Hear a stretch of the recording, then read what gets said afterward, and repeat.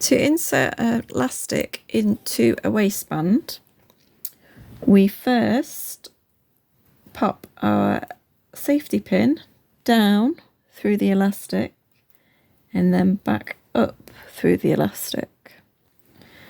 You can also do this by folding the elastic over and pushing it through both layers.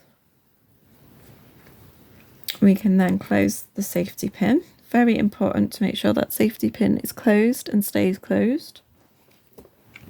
Through the hole that we've left, the gap on our waistband, we push our safety pin and elastic in, and we feel for the safety pin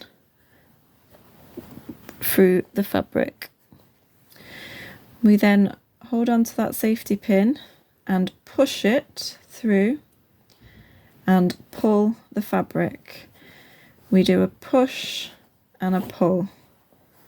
A push, scrunching the fabric and moving the safety pin, and a pull. And as you keep doing that, the safety pin will move along the channel of the waistband. Push, pull, push, pull. And you might do it the other way around depending on which hand you prefer to push and pull with. So push the safety pin and pull the fabric. Push, pull, push, pull. And as you go, push out the gathers that form in the waistband.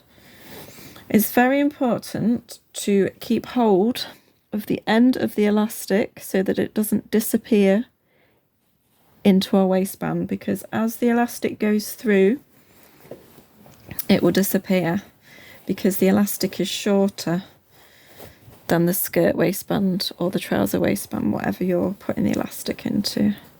Push and pull, push and pull, push and pull, push and pull, push and pull, push and pull.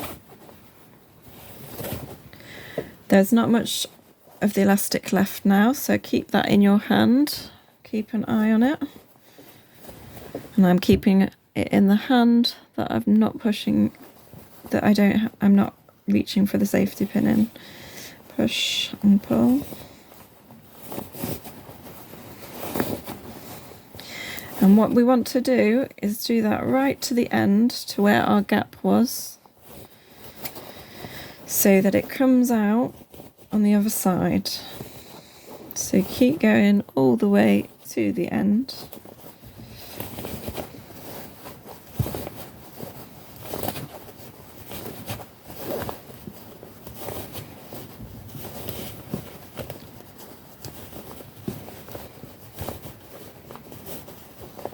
Until it pokes out.